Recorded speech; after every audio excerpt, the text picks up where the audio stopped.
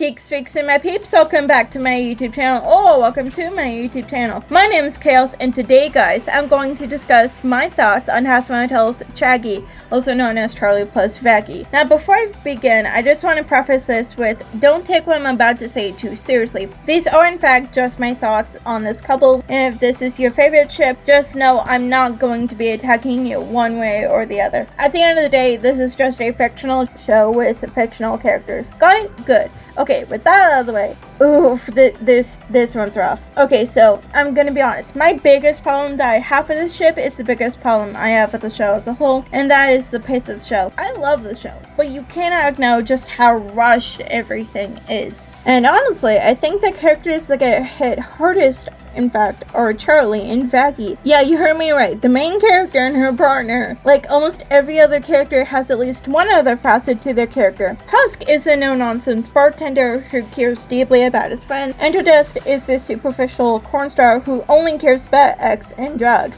But he uses his status as protection because he's being abused exteriorly by Valentino. Serpentius is a Doofenshmirtz type villain who wants to take over the Pride Ring and massively failing, but he's actually a good guy who wants basic respect. Now at the end of the show, he's the first sinner to get redeemed and go to heaven and prove Charlie right. What about Vaggie?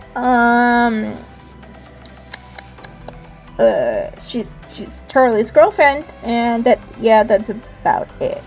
That's basically Vaggie's entire character, which makes Out for Love a redundant song. And Charlie honestly isn't a whole lot better. She gets even less than that. Her character is essentially hopeful but naive. We're also told that she has daddy issues, but that is almost immediately contradicted. Now, them as a couple is also pretty rough. The reason for this, in my opinion, is that they don't really seem to act very coupley. We're told constantly that they're a couple, but we don't see them, act that way. And even Vaggie, who is literally the entire character of her is, I'm Charlie's girlfriend, is more told than shown. For me, they didn't really feel like a couple until the More Than Anything reprise song. And that doesn't happen until the very last episode. I'm not saying they need to be all over each other making out in every single scene that they're in, but they could hold hands and be emotionally more intimate. The Angel plot twist didn't even matter in the end to the relationship because they make up quote unquote less than half an episode later, and the content of that secret isn't even really discussed. Charlie is more so mad that Vaggie kept a secret from her and not the secret that she was part of the reason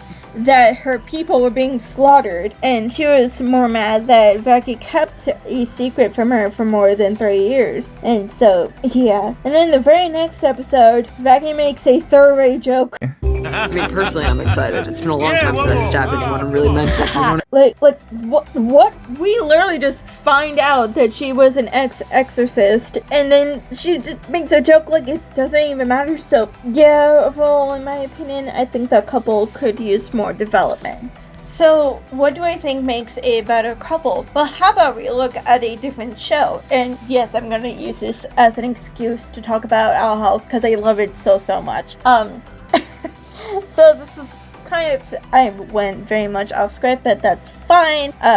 You're gonna see contrast right here, right now. Like a couple that I think are done really well, and they get so little screen time in contrast to the show, which also kind of mirrors Charlie and Vaggie, which is hilarious because Chaggie's supposed to be the quote-unquote main relationship in the show, and you barely see anything of them. But the couple that I'm talking about is Rita and Rain. I love them so much. They're so sweet to each other, and you can tell that even with as little screen time as we get with them, there's so much story within that context, and every single moment that we get either apart from them or with them together just brings it out beautifully. So who is Ida Clawthorne? She's this strong, rebellious, woman who's been outcasted from society because she's quote-unquote a wild witch, and she takes in this rando human that kind of broke into her shop as she was peddling off stolen goods, but yeah, she's learning how to be more of a parental figure and learning how to be a better person. Now that we've gotten over Ida, how about Rain Whisper? Rain is It's a very socially awkward part, and they are peak. I love them so much. They are one of my favorite characters in the entire show. I want more Ida and Rain content. But like, they are an intelligent, strong, and capable leader of the cats. In the back, much Darius's chagrin. Anyways, I'm getting really carried away, but like, this what happened. This is why I should have a script more often. Anyways, so Ida and Rain. Rain is a very strong and capable leader. We're shown that time and time again. They're like, they set up so many different like riots in the streets, and like they're trying to take down Emperor Bellos from the inside out. And they're strong as characters besides each other, but together they're even stronger, and you can see that even away from each other they're very much a couple. We're shown and told that Ida kept many secrets from Rain, the main one being that she had the L curse because sorry, I got a traitor stuck in my throat. Anyways, and they're shown to trust, and Rain is shown to trust Ida so much that they basically go on a how do I word this so YouTube doesn't yell at me?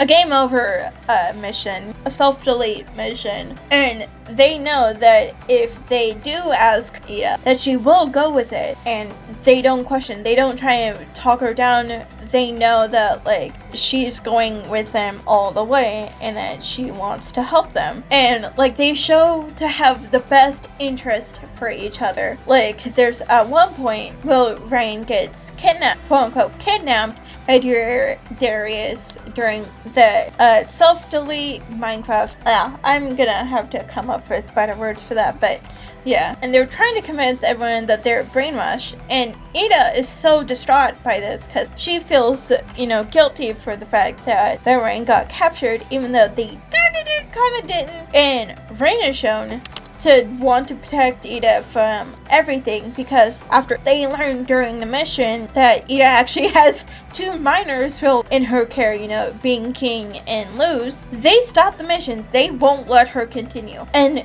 they continue to not let her in on anything to try and protect her because they care so deeply about her. Yeah, this is very much off script. I'm trying my best, guys. But anyways, yeah, that's kind of like, if you want to see more of them and kind of be told and like shown better than what I can do, I highly recommend watching The Owl House.